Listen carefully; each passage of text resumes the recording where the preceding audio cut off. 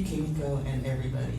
My name is Nancy Ukai. I'm Project Director 50 Objects, and actually, James is the star today.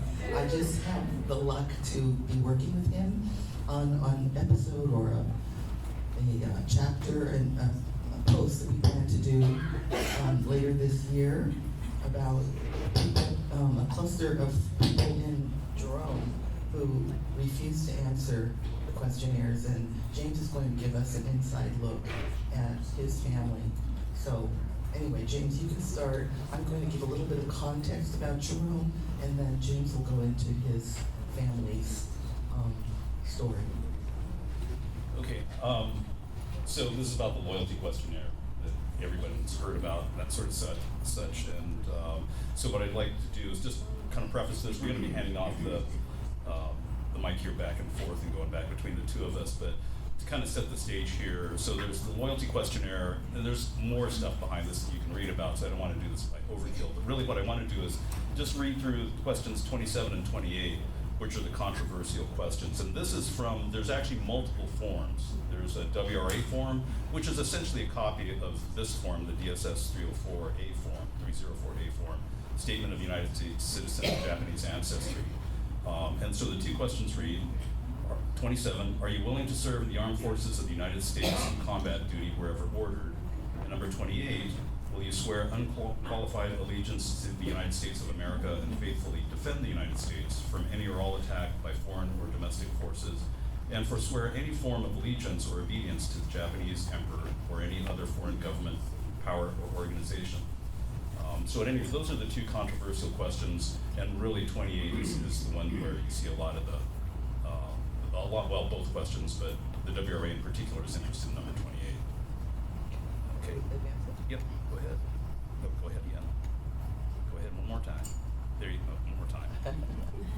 Okay, so as James just said, on January 28th, 1943, the War Department announced that it would create an all-Nisei combat team to be composed of volunteer Japanese Americans.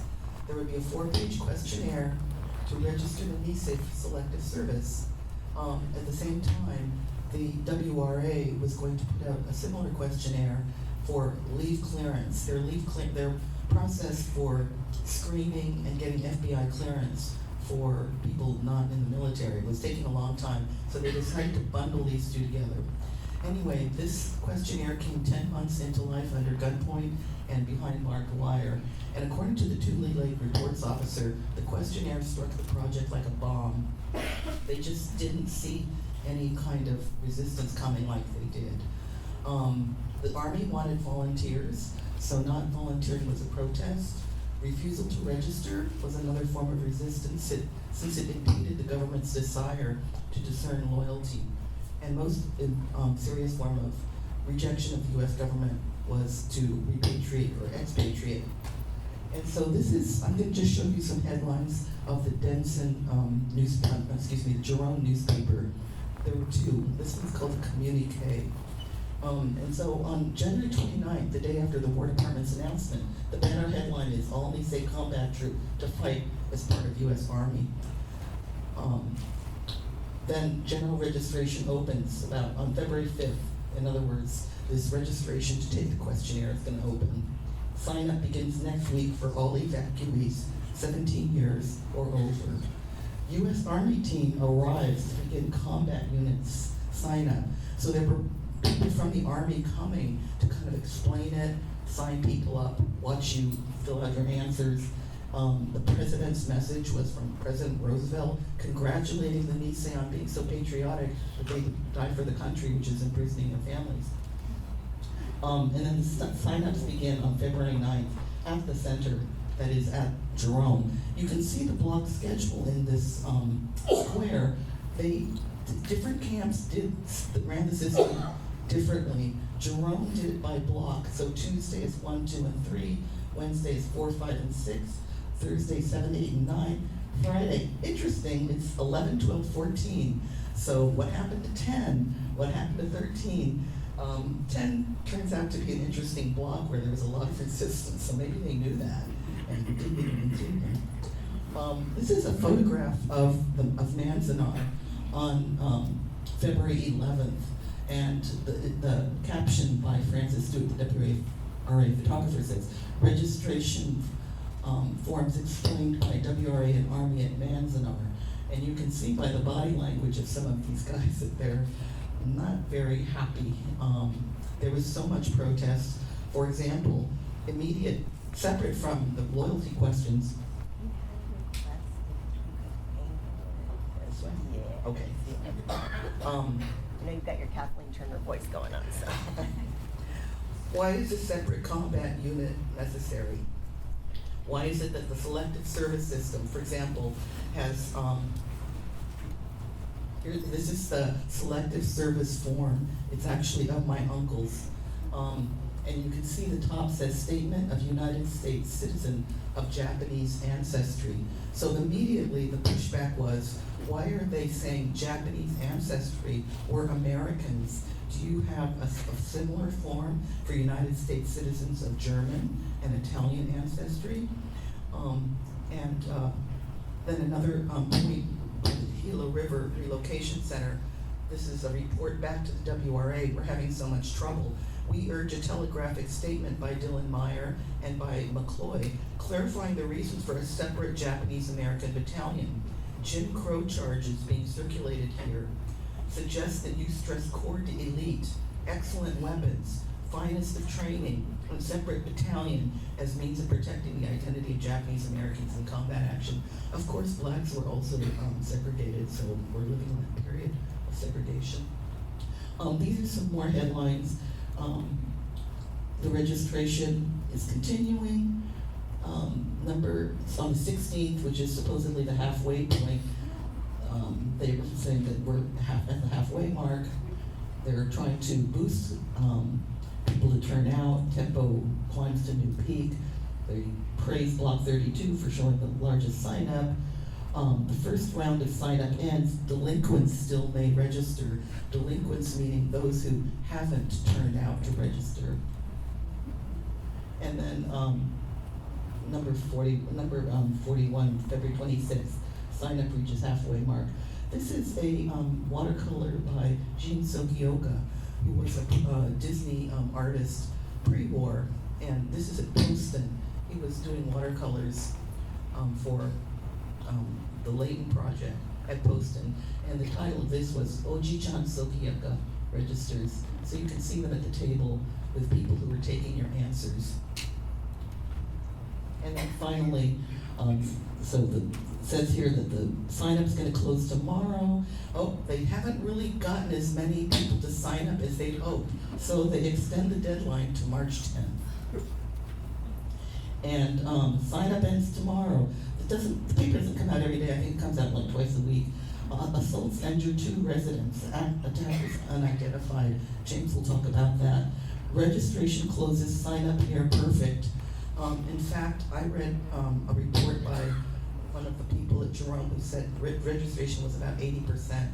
And there was resistance and protest and organizing against the questionnaire at every camp. But what's not widely known is that the most resistance to answering this questionnaire was at Tule Lake. But Jerome, then Manzanar, and Jerome was 3rd. So I think that's so interesting, and I think this history gets buried. And so it's just very interesting that Jerome, I think because it closed early, there's no remnants of the camp here, and we just haven't had the community to talk about these kinds of things. So I'm gonna just show you one questionnaire of someone who decided to refuse to answer.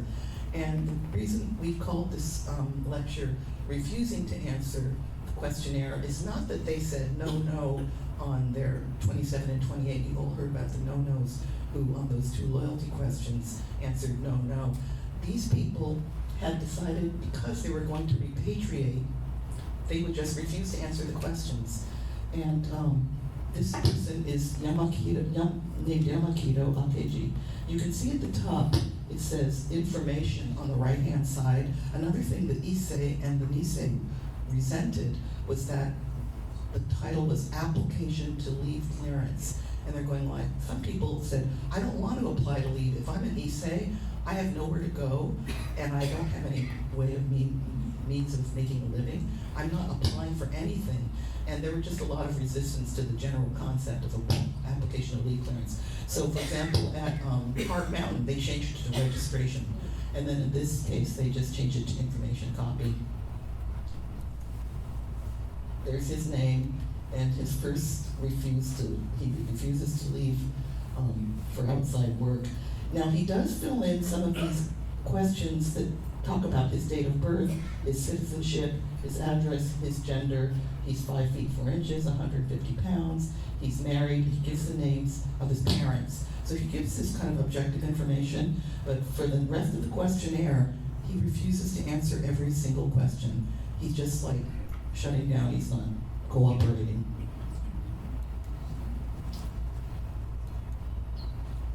And then on the page with 27 and 28, he says he's going to repatriate to Japan, which is the question, will you serve wherever sent? And then do you swear unqualified allegiance to the United States of America? I wish to repatriate to Japan. And then he signs it on March 10th, 1943, which actually is the last day possible for registering. So he just waited till the last minute.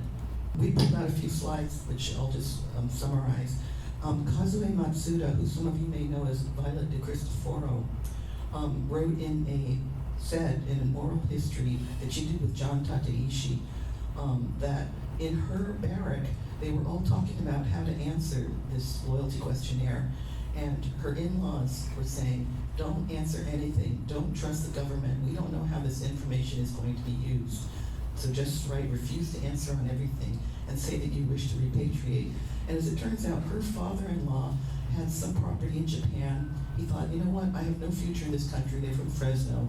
We'll go back to Japan, we'll work on this property, and then, we'll leave this country, we'll repatriate, and then the American children would just go with them. It turns out to be a really sad story where he went back to Japan, and the land laws had changed, and he died in a poor state where he doesn't even have a grave. But at any rate, that just wanted to mention that there were 7, we know of 4 refused to answer questionnaires in James's family, and then Kazue Matsuda, her brother, and then other people. So it's an interesting project to try and go through the Gila River questionnaires and see how many people did refuse to answer the questionnaire, because I think it's a really interesting example of resistance that we haven't really known about until now. Okay. All right. So let me advance this thing forward here. Can you hear me? Okay, that's a little better. Sorry, I can't read without my glasses. Cheapo, $2.35. Drugstore glasses. So let me jump into this here. Let me advance to the next slide. Hopefully I can hold this thing while I read. But this is a story about, it's titled Paper Loyalty, and it is a story about my father, Johnny, who's 17 years old, and Jerome at the time, and subject to, along with the rest of the family, subject to the loyalty questionnaires, plural. Because we do have, I know that there are some young members, young attendees here at the pilgrimage. There are also folks that are online virtually that are listening to this. I want to preface this as a bit of an advisory here that there is vulgar language in this written piece. I use outdated terminology to describe people of all backgrounds, ethnicity, color, physical ability, and so on. So it's not intended to offend anybody, but it's to put you a little bit into the context of those times, the mentality of those times. And I actually tried to clean this up a bit too. Okay, so anyway, let me go ahead and start this one. Are any of you familiar with Kamishibai? Okay, Kamishibai is a picture-telling story. It's like for kids, right? You see this around in Japan, at least in the old days. Probably now everyone's got screens, but they do these storyboard kind of picture things and give candy to the kids, or that sort of thing. So this is kind of an, for lack of a better description, computer Kamishibai, I guess, of sorts. So I'm going to read this and I'm going to advance the slides here. Here it goes. It's called Paper Loyalty. Wednesday was a bad day. As the endless inmate queue snaked towards the Block 36 mess hall, now commandeered as the prison administration's centralized registration office, a tense and somber mood laid heavily over the line of hundreds of delinquents who failed so far to officially register their national allegiance. No one spoke casually, only moments of short, quiet conversations, grumbling and sighs interrupted the uncomfortable silence. By last Friday, over 1,000 inmates, nearly 20% of those required to do so, still hadn't registered. During the past weekend, some people beat up Dr. Thomas Yatabe of the Japanese American Citizens League and Reverend John Yamazaki of St. Mary's Japanese Mission. Few openly said what many thought. They may have been stool pigeons or inu, informants for the prison administration. Simmering pressures in Jerome had boiled over. Osamu Okamura, whose nickname was Johnny, stood patiently in line with his father, Seisuke, and his sister Toyo for their turn to seal their fate before U.S. government officials. The hours crawled all Wednesday towards the looming 5 p.m. deadline as the inmates crept towards the mess hall entrance. Meanwhile, Johnny's mother Tome and his oldest sister Masako stayed home in their Block 4 barracks quarters. Masako couldn't stand in line for hours indefinitely. The brain fever she had suffered since childhood had left her crippled with a rigidly paralyzed right arm and speech impediment. Stress triggered her periodic seizures. Tome and Masako couldn't stand in line to register their national allegiance that day, even if they wanted to. Since this whole mess began, Johnny wasn't alone in his thinking. Like most other inmates, including his parents and sisters, Johnny knew the U.S. government had violated their civil rights as U.S. citizens, and now in return, the government was demanding their loyalty despite its blatantly abusive behavior. Bakayaro fools. Long before their imprisonment, from well over a decade earlier, Johnny began each school day standing with his teachers and classmates, faced the American flag with its 13 stripes and 48 stars, and with their right hands over their hearts recited in unison, I pledge allegiance to the flag of the United States of America and to the republic for which it stands, one nation with liberty and justice for all.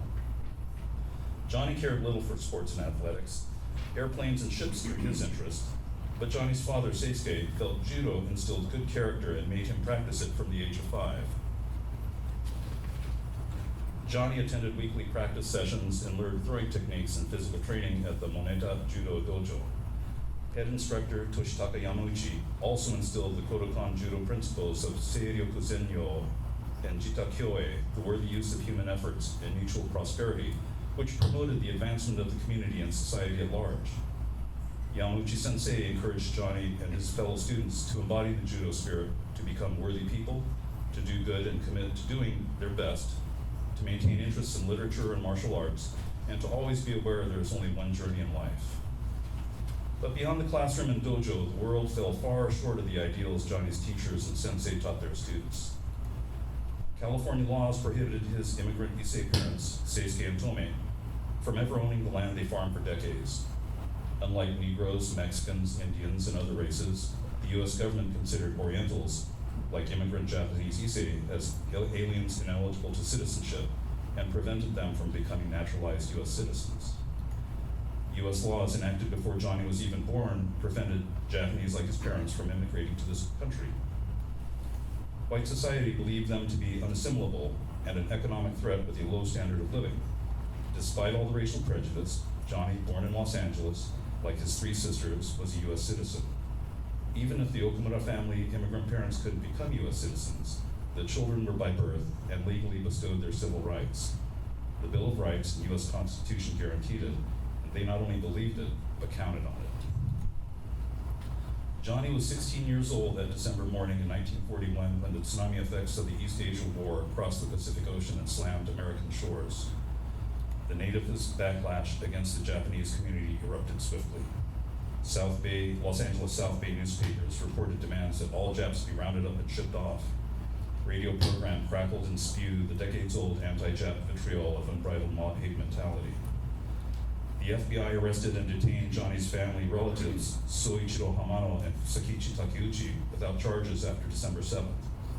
Their respective wives, Hiroko and Matsu, had to comfort themselves and their children for days until they eventually learned of their husband's imprisonment at the Department of Justice's Tuna Canyon Detention Center. By March 24th, the Western Defense Command announced 8 p.m. to 6 a.m. curfews and 5-mile travel restrictions for all alien Germans, alien Italians, and all persons of Japanese ancestry. Finally, rumors came true. On the last Monday in March, the 30th, while walking home from school, Johnny saw the posters conspicuously nailed to telephone poles, fences, and walls. Civilian Exclusion Order Number 2 proclaimed that all persons of Japanese ancestry be excluded on or before noon, Sunday, April 5th. The responsible family, a member of each family, was instructed to report to the Wartime Civilian Control Station at the Employment Service Office during the next 2 days. After reporting as instructed, Johnny's father Seisuke and sister Toyo returned to their Lomito home with the news. The family had to get rid of or store all their belongings, settle all their fares, pack as instructed, only beddings, linens, toilet articles, extra clothing, essential personal effects, limited to that which can be carried by the individual or family group, and early on Easter Sunday morning, report for temporary detention. To comply with the exclusion orders, Johnny's parents lost their agricultural business. They sold their farm equipment and their cauliflower and cabbage crop to Joe Della Torre for an agreed upon $1,700. Joe took out a farm security administration loan to fund the purchase, but after the War Relocation Authority took over handling the agreement, Joe said he could only pay half that amount. Instead of arranging financial terms for Joe to fully pay the agreed upon amount, the WRA made Johnny's family accept half. Liberty and justice for all was not what Johnny witnessed. In 5 days, the local Japanese community was laid to waste and evicted, courtesy of the U.S. Fourth Army, without firing a single shot. By mid-August, just over 4 months later, the Western Defense Command executed the last of its 108 civilian exclusion orders and completed its part in the nation's ethnic eradication program by dutifully rounding up every person of Japanese ancestry from the West Coast. Johnny's high school education stalled mid-semester of his 10th grade spring term. Detention dashed his childhood dreams of pursuing aeronautical or maritime studies. Having to leave their family dogs tormented him. Seeing their German shepherd follow them for a mile as they drove off before he finally gave up particularly broke his sister Toyo's heart. She loved animals. Circumstances soured further during those 4 months of detention at Santa Anita. Johnny and his family's situation reeked as badly as the stench of horseshoe piss in the stall that his family was forced to occupy after the equines were removed. Johnny's family wasn't alone in their distress. The Wartime Civilian Control Administration detained over 18,000 other people at Santa Anita alone. Ironically, 3 weeks after the Okamura family entered the Santa Anita Detention Center, the Selective Service forced Johnny's father, Seisuke, to register for the draft. He was 59 years old. Like all military-age eligible male detainees, the Selective Service classified him as 4C, alien enemy. Once the U.S. Army completed its roundup and detention of all West Coast people of Japanese ancestry, the War Relocation Authority began movements of detainees by the trainload, shifting them by the hundreds to remote prisons for indefinite incarceration. For the Santa Anita detainees, the exodus started in late August 1942. Like all detainees, the WRA scattered the Okamura family relatives and friends across the country. The Hamanos were sent to Heart Mountain, Wyoming. The Takeuchis and some Oishi relatives were shipped off to Roro, Arkansas. The Yamuchis and other Oishi relatives were exiled to Gila River, Arizona. The Okunos were dispatched to Amache, Colorado. The U.S. government's forced diaspora was in full swing. Johnny's family received their orders and packed for the next destination. Solemnly, early one cool, damp, mid-October morning, the Okamura family boarded a Union Pacific train headed to Jerome, Arkansas. By Halloween, Santa Anita, emptied of its last detainee residents, became a ghost town. All West Coast Japanese disappeared, and only the phantom yurei of the 31 detainees who died there remained. After 5 days of constantly sitting in crowded agony, riding a miserably slow, antiquated train, the Okamura family disembarked to a hastily built prison in Jerome, Arkansas. Prison administrators assigned the Okamura family their standard crude barracks one-room quarters located amidst the Mississippi River Bayou. During that autumn of 1942, the Jerome inmates worked together to stabilize and make the best of their depressing ramshackle situation. Johnny took a job as a lumberjack, and his father, Seisuke, as a yardman, clearing nearby forests and cutting firewood for cooking and heat. However, the difficult and dangerous work of felling trees and digging up stumps proved too much for the 17-year-old boy and 60-year-old elderly man. Toyo took a job as a block mother, responsible for preparing and distributing sparse baby formula rations for newborns amongst the roughly 250 Block 4 residents. Tome managed her daughter Masako's seizures with little medical assistance. 1943 began no better than the year before. In mid-January, Johnny heard from others that a section foreman and 4 Negro workers found a severed head and body by the railroad tracks. Apparently, Mr. Yoshida, crawled beyond the barbed wire fence during the night, laid his neck on the track rails before an oncoming train, and committed suicide. The prison official bulletin confirmed the tragedy. Mr. Yoshida was not alone. Johnny and other inmates felt and shared his feelings of hopelessness and despair. Late in January 1943, the War Department announced its plans to create a segregated Nisei combat unit. The Selective Service, which classified Nisei males a year earlier as 4C alien enemy, now reclassified them as 1A, available for military service. Johnny, now 17, technically not of military service age, would be eligible to serve by summer. The War Relocation Authority fully supported the plan and placed its facilities at the War Department's disposal to advance its own inmate parole program. The agencies jointly created screening questionnaires with common questions to identify allegedly loyal citizen inductees and allegedly loyal citizen parolees. The War Department announced that no individual will be inducted if doubt exists to his loyalty. On February 5th, the Okamura family read the prison official bulletin informing Jerome inmates that the agencies required everyone 17 years and older to complete the registration questionnaire, with the exception that no registration will be made of persons who have applied for repatriation. Johnny saw the prison's special bulletin published the next day announcing meetings primarily for male citizens between 17 and 38 years old. Army representatives would deliver a message particularly prepared for the male citizens in this age group at meetings scheduled for Monday. Lieutenant Eugene Seiler, head of the Army team at Jerome, announced for the information of the Issei, the series of meetings will be repeated in Japanese as soon as translations arrive. The bulletin also reiterated that registration will be center-wide, excepting those who have requested repatriation. The Monday meeting scheduled for Johnny's Block 4 was held in neighboring Block 3's mess hall. Immediately after lunch at 1 p.m., in true military manner, the Army team cleared the mess hall and delivered their uniform statement proclaiming their purpose and position. Then they simply read a series of pre-selected questions with predetermined answers, not fielding inquiries from any members of its meeting audiences. They informed the inmates present. Male citizens will fill a second form, and the question of loyalty will be answered in the presence of only one representative of the War Department in a room provided for that purpose. The following day, February 9th, teams of 10 registrars began processing inmates in each mess hall of blocks 1, 2, and 3. Confusion, consternation, and anger ensued when inmates first read questions 27 and 28. How were Issei men and women to respond when asked if they were willing to volunteer or serve in the Army Nurse Corps or the Women's Army Auxiliary Corps? Would all Issei ineligible to become U.S. citizens become stateless by forswearing any allegiance or obedience to the Japanese emperor? The same question insulted Nisei inmates who always considered themselves loyal Americans and had never had any allegiance to Japan's emperor. The WRA form itself, titled Application for Leave Clearance, instilled fear inmates would be dumped on short notice into hostile American communities and subject to local violence and murder. Johnny and his families heard about the questions from their Block 3 neighbors as news quickly spread like wildfire throughout the prison. The Army and Prison Administration delayed registering the first 3 blocks to the following Monday, supposedly due to a shortage of forms, but the inmates knew better.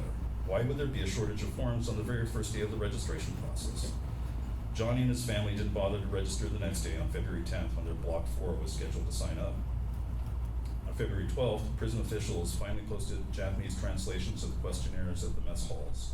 Lieutenant Seiler, head of the Army team, carefully clarified that the combat duty question was asking for a statement of loyalty and did not obligate a citizen to volunteer for the combat team. Prison Director Paul Taylor declared that any group who wanted questions answered could hold a meeting and request persons qualified to answer them. The WRA changed their form after inmates at several of the other 9 prisons reacted similarly to those at Jerome. They changed the form title to Information and altered question 28 to ask if they would abide by the laws of the United States and to take no action which would in any way interfere with the war effort of the United States. But the changes only apply to immigrant visa inmates. Visa inmates, including women and minors, were still required to complete the original application for leave clearance form with its unchanged objectionable questions asking about their willingness to serve in the military and their allegiance to the Japanese emperor. The block-by-block registration ended on George Washington's birthday, February 22nd. Registrars now centralize their office in the Block 36 mess hall to register any delinquents.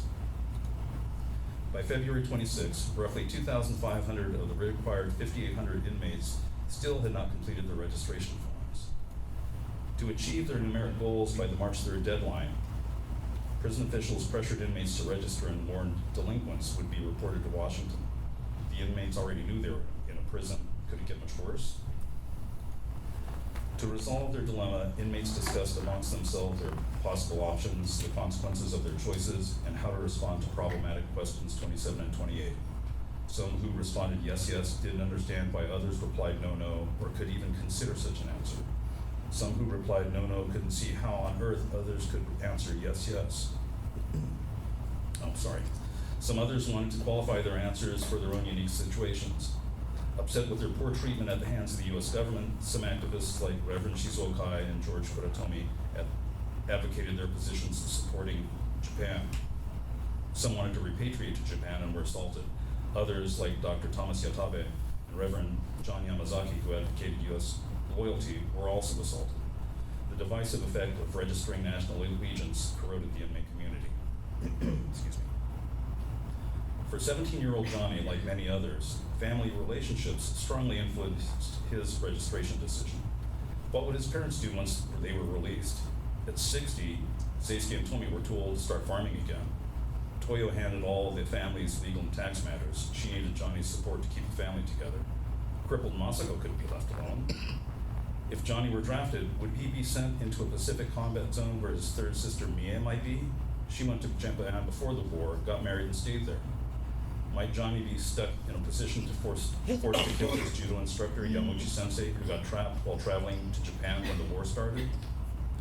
If Johnny and his sisters registered differently than their parents, might Seisuke and Tomei be deported with children stuck in the U.S.?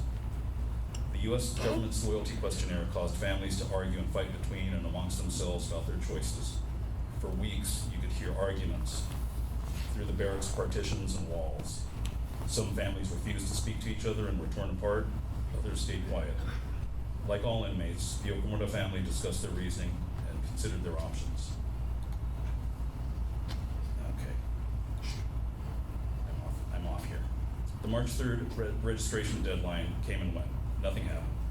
The Okamura family didn't register, nor did over 1,000 of the total 5,800 inmates required to do so.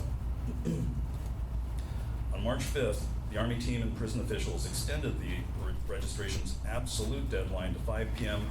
Wednesday, March 10th. Prison Director Taylor threatened delinquents with 90-day jail sentences for noncompliance. Johnny and his family decided to complete their registrations on the final March 10th deadline date.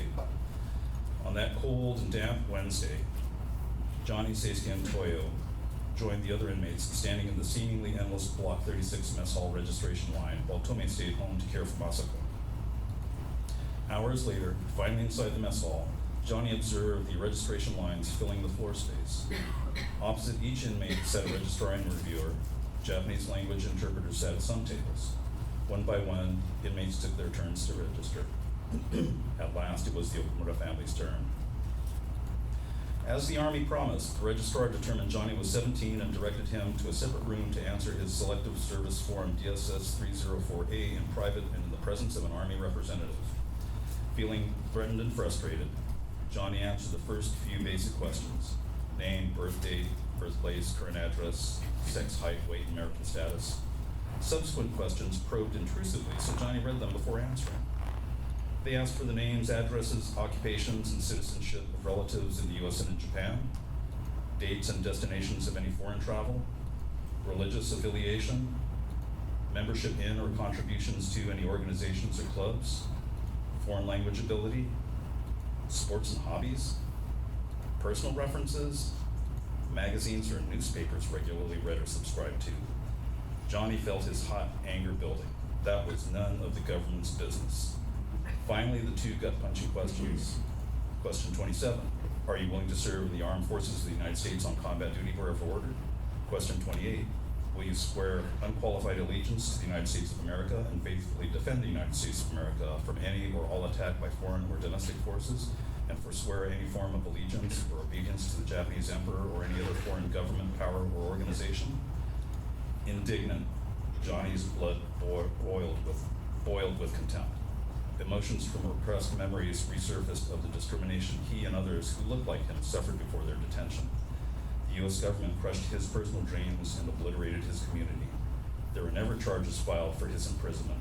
No due process is guaranteed by the U.S. Constitution. His civil rights are as meaningless as his U.S. citizenship. No liberty and justice and for all. All nothing but a big farce.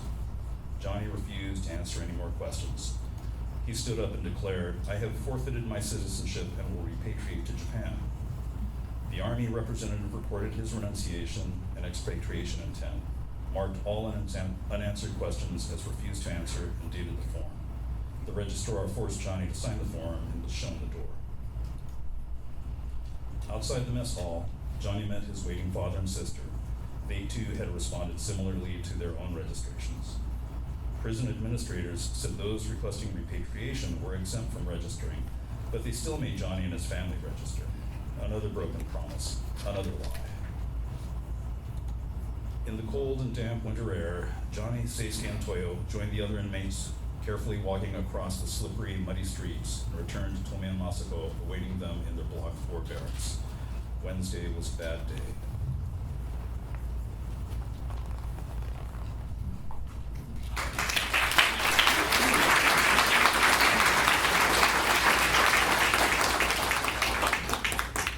Are you missing your partner? Yeah, that's okay. That's okay. I'm good. You sure? Yeah, I'm good. Yeah, Okay. she's fine.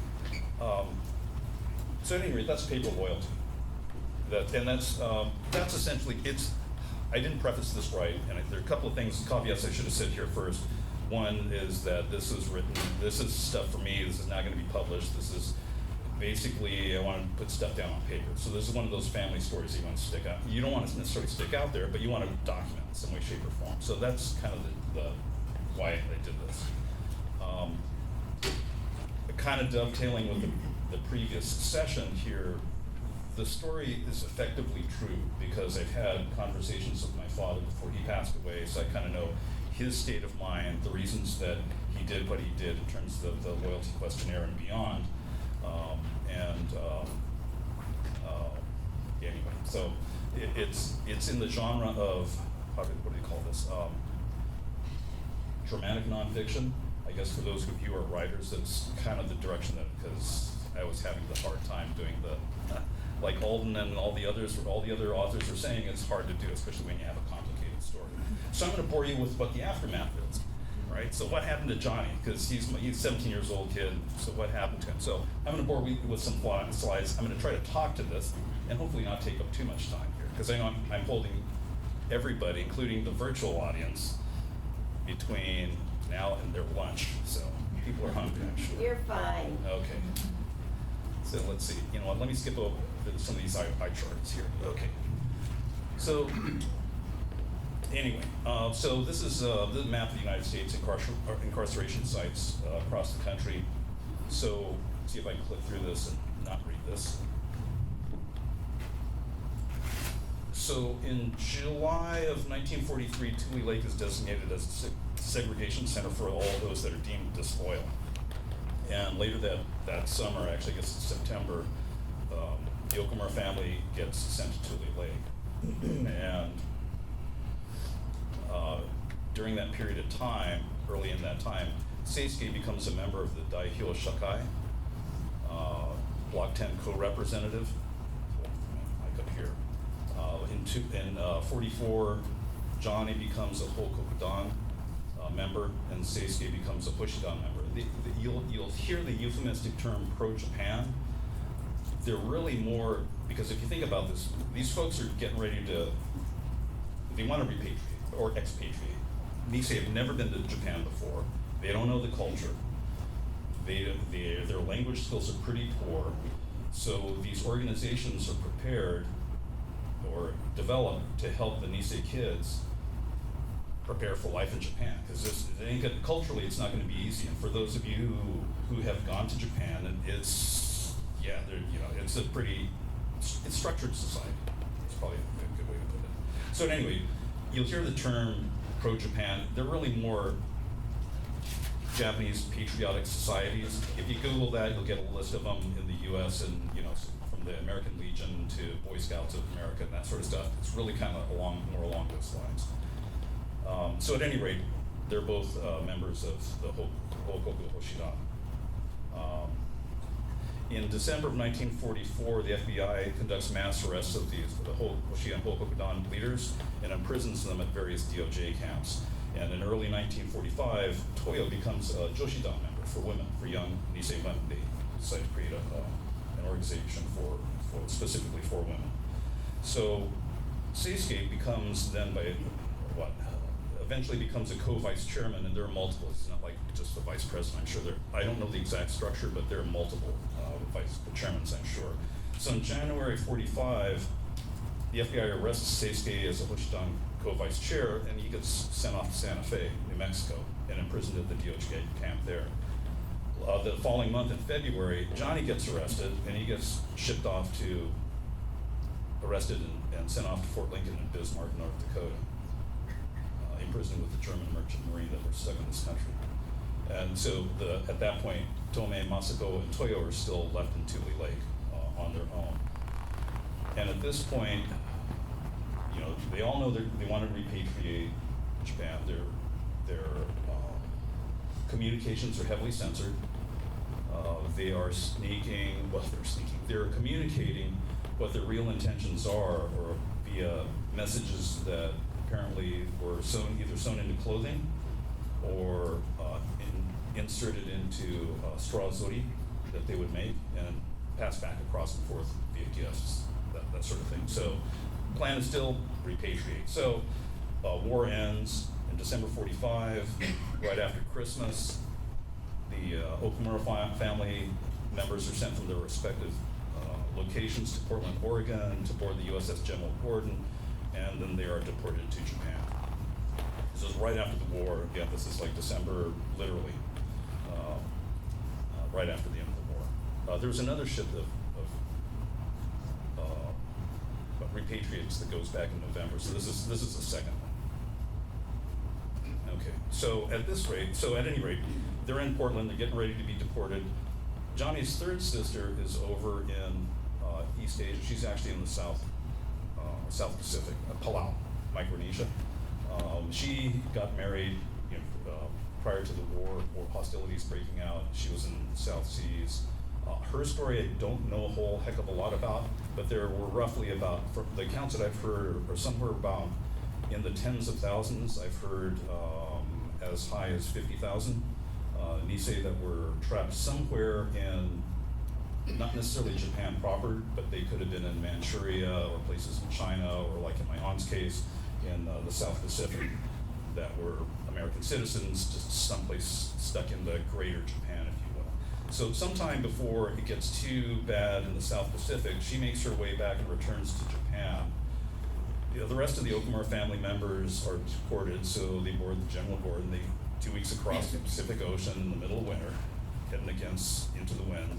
And so now they're all in Japan now, departed Wadaga Port near Tokyo, and to a devastated Japan. So they return to their my grandparents' ancestral hometown in Miyake, Iseshima, around in that neck of the woods. Let's see. It's complicated, so you can kind of see why this is difficult to write as nonfiction, and how boring it can be too. Or you can, but sorry. Okay, all right, so at any rate, they make it back to Miyake, they're over in Iseshima. And this is in the 1946, they've all returned there. So in 1948, there's legal action that's going on about these renunciate cases. And in 1948, Judge Lewis Goodman, Jewish American man, he's one of the good guys, should be honored, He rules in favor of the renunciants, that the class action suit by Wayne Carlins and the Tule Lake Defense Committee, the other gentleman to the far left photo, that's Tetsujiro Nakamura, I believe. Hope I got that right. At any rate, Tule Lake Defense Committee, they've been filing lawsuits to try to get those renunciations canceled. And so, amazingly enough, Judge Goodman rules in their favor against Tom Clark, who's on the right side. He's the Attorney General of the United States. He's the US AG at that point in time. So effectively, let's see, I'm sorry. Okay, to go a little bit further into this. So that's the initial ruling in 48, and I don't have the exact dates on the subsequent ruling here, but the DOJ, Clark and Company, they appeal it to a higher court. So they appeal it, and they win a partial victory, if you will, from their side. The higher court, the appellate court, rules that, okay, for the kids, the minors, those that were, that were minors at the time, they, in fact, their renunciations were coerced. They really didn't have much of a choice. So we'll cancel those. Those renunciations. They're U.S. citizens. Anybody that was considered an adult, well, you know what? We're going to make you go through this affidavit process to make sure that you're actually a loyal American and not necessarily one of the potential terrorists, right, or disloyals. So Wayne Collins and the Tule Lake Defense Committee, and I hope I have this right, is that they go through this affidavit process. And what was a class action suit in Albo versus Clark now becomes this one-by-one, individual case by individual. And there are roughly about 5,000 renunciants. So imagine 5,000 of these affidavits going through and how long that takes. And so so Wayne Collins, the Tule Lake Defense Committee would file these affidavits. DOJ would reject it. Reject it. Another one rejected. So what they would do is that Wayne Collins and the Tule Lake Defense Committee would resubmit another affidavit for the same individual. So of those 5,000 renunciants, multiple affidavits were filed again and again and again. Those affidavits are over in the San Bruno National Archives. That process of reviewing those affidavits took over 20 years. And this started somewhere in I think in the late 40s. I don't know the exact court date of that appellate court ruling, but it's subsequent to that. So, okay, so let's get back to the family. Okay, so 1948, 1952, Johnny, who's renounced his US citizenship, this gets even more complicated. Do I have time? Okay, I'll try to make this short. 1924 immigration law, Japanese Exclusion Act, anybody that was born before that was automatically a dual citizen if you're Japanese American. You're born on US soil, your heritage or your ancestry is Japanese, you're considered legally a dual citizen. After 1924, after the Japanese Exclusion Act, the Japanese would have to, or Japanese Americans would have to register their births with the Japanese consulate 2 weeks after their birth in order to maintain the Japanese half of their citizenship. So in my dad's case, he was born in 1925. He missed that cutoff, and he was in a farming family, probably didn't have time, the family didn't have time to go to the consulate downtown in Los Angeles to go fill out the forms to do that. So he's US citizen only. So at the point in time when he renounced his US citizenship, he was effectively stateless. The other sisters were being older, they were born before 1924, they were actually dual. So when they renounced their US citizenship, or the few that did, ended up still maintaining some citizenship that was Japanese, but Johnny at this point is stateless. So 1952, he's still stateless, he joins the US Air Force. Korea conflict's going on, and he joins, so this is his induction photo into the US Air Force. He meets my mom, Yoshiko Yanagihara, they get married. Go to later that same year, 1952, he gets his Collins letters saying his renunciation was canceled officially by the original Abo versus Clark. So now he's a US citizen again, ab initio, from the beginning. It's like there's no gap. So at any rate, after that, then my parents have a couple of kids, my older brother, older sister. he gets his honorable discharge. They sail on a troop ship back to California, and then I'm born and my sister's born. Meanwhile, in 57, this affidavit process is still going, right? There's all these renunciates, 5,000, all these affidavits that are still going on. So in 57, Toyo files her affidavit, and ultimately the end result of that is her citizenship renunciation is canceled. She's now back to being a dual citizen. She's regained her U.S. citizenship. She's now a U.S. citizen again, thank God. So, years are passing, everyone's getting older. 1960, Seisuke dies. 70s and 80s, Masako Tomei die. Mie, who was, as far as I'm aware, never lost her U.S. citizenship, technically because she was in Japan, or the Greater Japan, never had come back to the U.S. until the mid-1980s, and she and Toyo decided to move to Denver, Colorado. And then one note here, I should say, one of the things that was really kind of pissed me off, but was that due to, and this is in the late 90s, so I don't have the exact year, but due to immigration law changes in Japan, Toyo, and I would assume Mie, but I'm not 100% sure, but I know Toyo for sure, was forced to choose by the Japanese government whether she wanted to maintain her U.S. citizenship or her Japanese citizenship. Now, she's 80 years old at this point. She's well into her 80s at this point.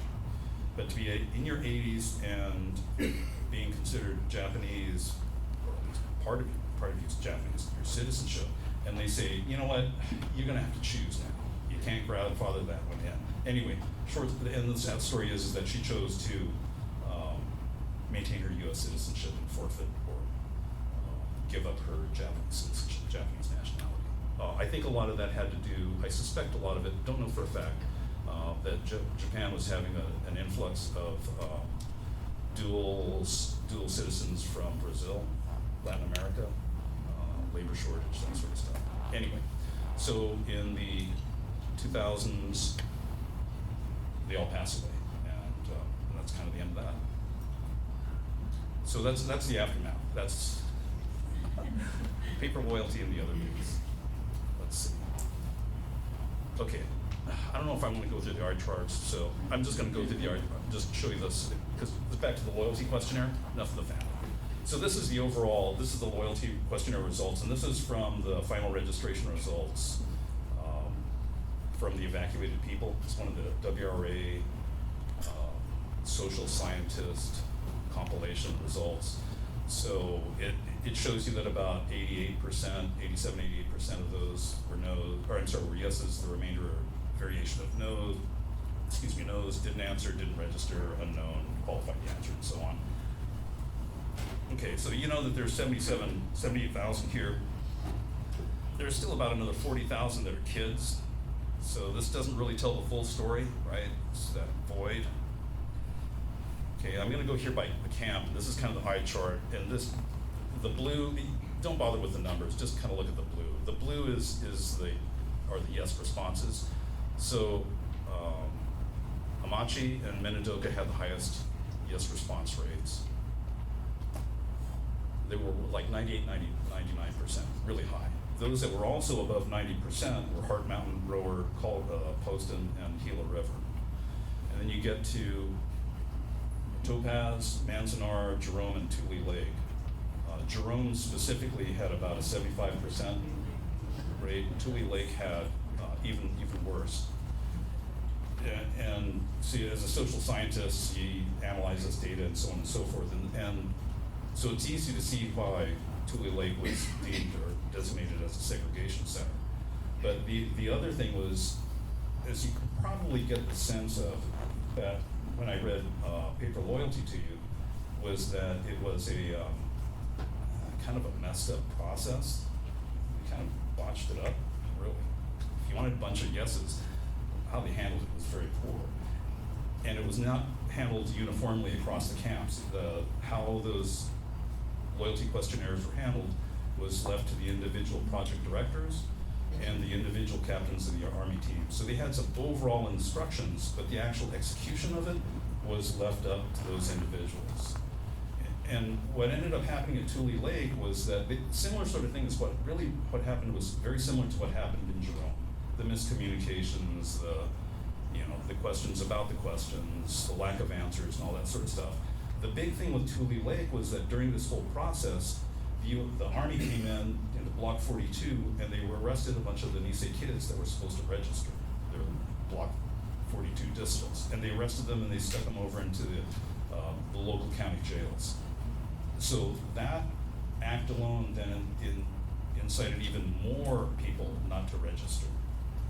So that's why you see the results there. It's more indicative of how it was handled, how the questionnaire was handled and presented, and not a true measure of anybody's real loyalty. You know, you look at the high ones, like if you go back to like Minidoka, they had the Issei had 5 days worth of meetings before they even distributed the loyalty questionnaire. And they had discussions with the camp directors, what was coming up, that sort of thing. So you can see that the result on that case, with the involvement of the community, was much higher.